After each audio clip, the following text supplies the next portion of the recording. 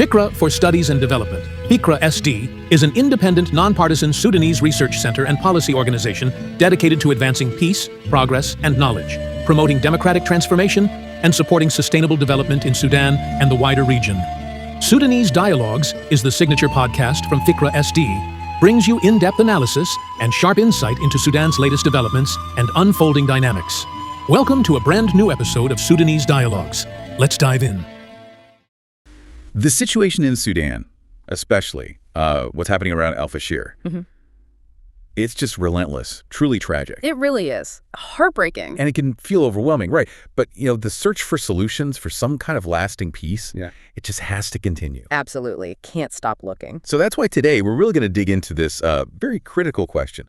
Can the United States, sort of acting on its own, actually lead a successful process to stop this war in Sudan? Yeah, it's the question, isn't it? Exactly. We're going to unpack what global think tanks are saying, look at discussions among Sudanese and European thinkers, basically try to understand the challenges but also the opportunities for the U.S. here. It's incredibly complex. Okay, let's unpack this. What's fascinating here is just how many layers there are. It's definitely not a simple yes or no. Not at all. Our goal really is to help you understand not just if the U.S. can lead, but how this incredibly tangled web of local, regional, international factor, how it all influences any kind of effort like that. It's about getting the full picture so you can really see the levers, but also, importantly, the limits. Okay, so before we even get to Washington's role specifically, we need to sketch out what a meaningful peace in Sudan actually looks like. Because, step one is a ceasefire, obviously. A monitored one, crucially. Right, monitored with real teeth deterrents for violations. But silencing the guns, that's just the start, isn't it? Experts are pointing to four fundamental principles needed for a just and lasting peace. That's right. And the first one, it really gets to the core of the power dynamic. It's about achieving a genuine balance between the military and civilian forces. Okay. Balance. Yeah, because lasting peace, it just can't be built on one side completely dominating the other, especially not at the expense of civilians. The sources we looked at are really clear on this. Makes sense. Solutions aren't going to come from some backroom deal between generals. It has to come from, popular will, from real negotiations that put the interests of all Sudanese first. And history kind of backs that up, doesn't it? Oh, absolutely. History is, a tough teacher here. Agreements made just between military factions, they've failed again and again. Why is that, fundamentally? Well, often they just lack broad public support, that legitimacy you need for real stability. So you get these fragile ceasefires, or, like we've seen too many times, things just fall back into conflict. So for peace to actually stick, civilian leaders have to play a central guiding role in the democratic transition, in managing that whole transitional period. It's foundational. So it's not just about stopping the shooting, it's about building the structure underneath. Precisely. Building a structure where peace can actually take root and hold. It's sobering, really. How many efforts have maybe missed that point? Okay, so if that's the first principle, balancing power, the emphasis on civilian leadership leads straight into the next one, right? Which is about representation. Exactly. Comprehensive representation and inclusivity. If the first is about balance, this one is about breadth. Who needs to be at the table? Right, who gets a seat? Well, according to the experts, pretty much everyone. All political forces, all the armed groups, civil society, activists, community leaders, women, youth, and crucially, people from marginalized areas who often get left out. That sounds huge. How do you even manage that? The suggestion is for a big, comprehensive Sudanese dialogue conference, kind of like a national conversation, but structured, and importantly, supported by neutral international sponsors. Okay, so not just the usual suspects in a room somewhere. No, it challenges that old way of thinking. It says, look, if you want peace to actually last this time, everyone needs to be involved. Everyone needs a voice. Here's where it gets really interesting, that sheer breadth of inclusion. That really shifts the focus. Okay, principle 3, what's next after inclusivity? Well, for that inclusive dialogue to actually mean something, you need to deal with the guns. So principle 3 is the need to disarm militias and carry out serious security sector reform. Getting control of the weapons. Exactly. Dismantling any armed group that's operating outside of state control. The goal here is fundamental. Restructure the whole security sector. Make all armed forces subject to the Sudanese constitution. So one unified army under civilian oversight, basically. That's the aim. a disciplined military accountable to an elected government. And this principle is fundamentally about establishing the state's legitimate monopoly on force. That's a basic requirement for any stable nation, isn't it? Without a single unified chain of command, without state authority over military power, any peace deal remains incredibly vulnerable to disruption by rogue groups or factions operating outside the lines. That is a huge undertaking, especially given how fragmented power is right now. Are there any recent movements, any developments on that front that the reports highlight? Maybe a glimmer of progress? Indeed, and this is a fascinating, very recent development the reports draw attention to. Just yesterday, actually August 17th, 2025, General Abdel Fattah al-Burhan issued a really significant order. The order is to bring all armed forces and supporting militias, and is under the law of the Sudanese armed forces. Wow, this is just yesterday. Just yesterday. The sources highlight this as a major, potentially foundational step in the right direction for the state to begin regaining control over the use of arms, essentially. It's an acknowledgement, at least on paper, that a fragmented security sector just can't serve a unified nation.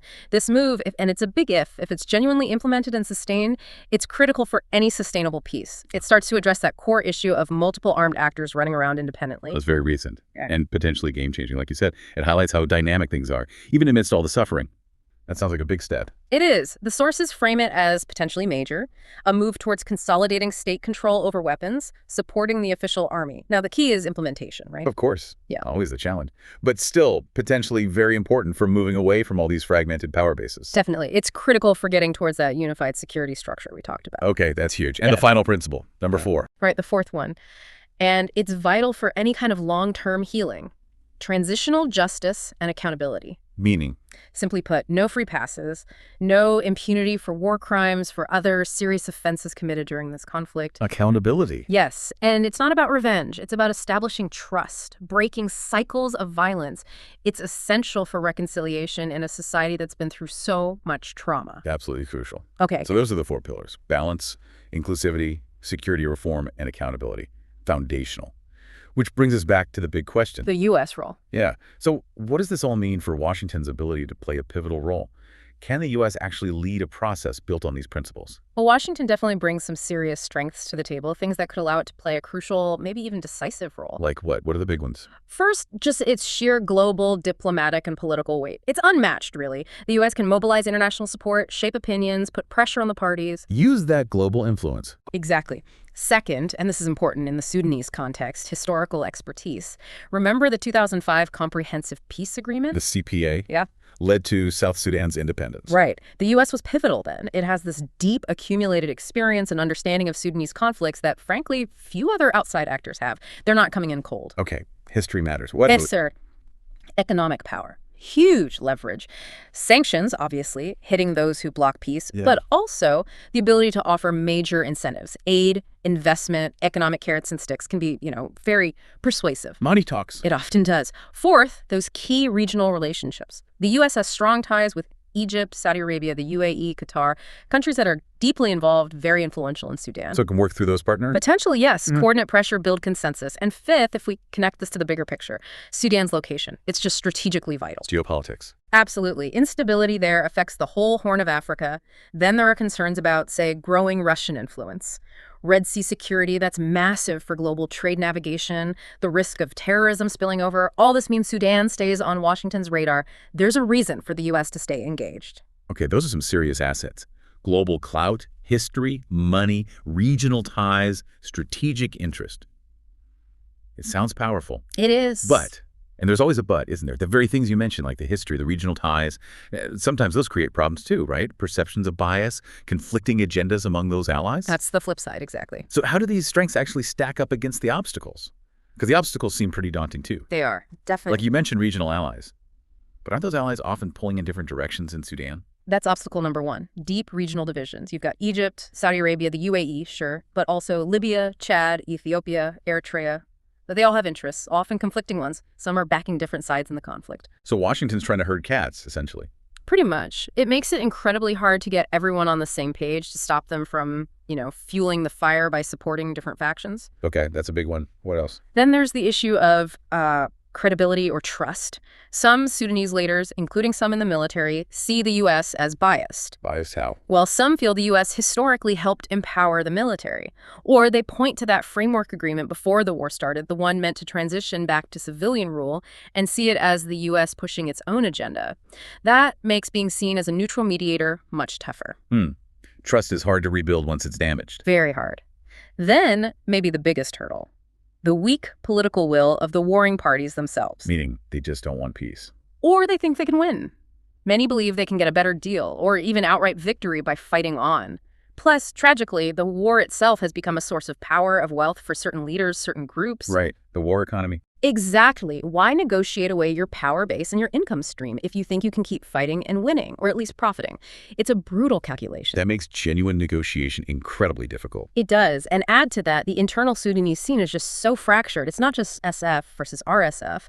The conflict has deepened splits within political groups, within civil society. So even if you wanted to mediate, who do you bring together? It makes it incredibly complex, trying to unite a fragmented opposition, let alone get them talking constructively with the warring sides. It's a huge challenge. Okay, so regional divisions, trust issues, lack of will from the fighters, internal fragmentation, that's a lot. And what about the U.S. side? Does Washington even have the bandwidth? That's another key obstacle. U.S. internal constraints. Let's be frank, Washington has a lot on its plate. Ukraine, Gaza, Iran. Competing priorities. Right. Does the current administration have the sustained political will, the resources, financial and human, for what would be a very long, very complex, very costly mediation effort in Sudan? And military intervention is probably off the table. Almost certainly.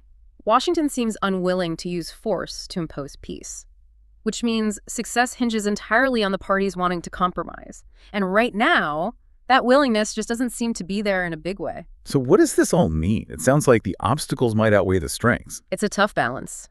But look, despite all these challenges, and they are significant, the analysis still suggests Washington does have the fundamental capacity to play a really crucial role, maybe even decisive. So not necessarily leading solo, but playing a key part. Exactly. The optimal role might be less about unilateral leadership, is more about, say, redoubling efforts to bridge the gaps, Foster consensus locally in Sudan, but also regionally. Like managing those regional rivalries we talked about. Yes. Actively working to stop outside military interference, which just fuels the war, and really supporting African-led peace initiatives, reinforcing that sense of regional ownership. Okay. What else? Humanitarian aid. Massively increasing it and making sure it gets through neutral channels to the people who desperately need it. And using that diplomatic muscle to get the whole international community to apply pressure, political, economic, security pressure on the warring parties and their backers. A coordinated push. A coordinated push, yes. All aimed at nudging them towards that democratic transition, addressing the root causes, reforming the security sector, implementing transitional justice, all those principles we laid out.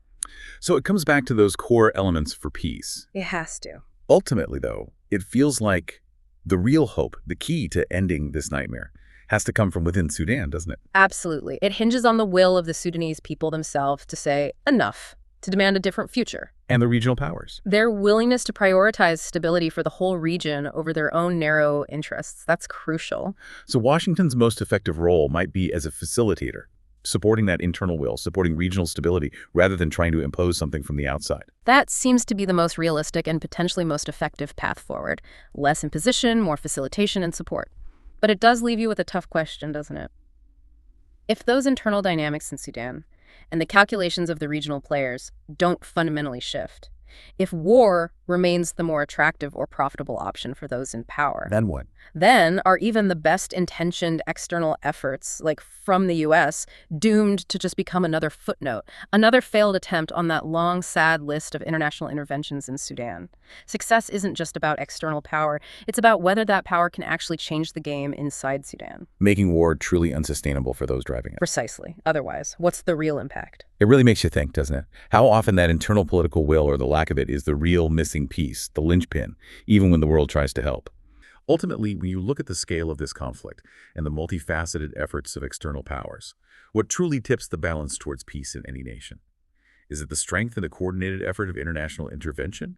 Or is it the unwavering will of a people who are determined to shape their own future? We encourage you to reflect on that critical balance, that tension perhaps between external pressure and internal agency, and what lessons this might hold for other complex global conflicts. Thank you for diving deep with us today.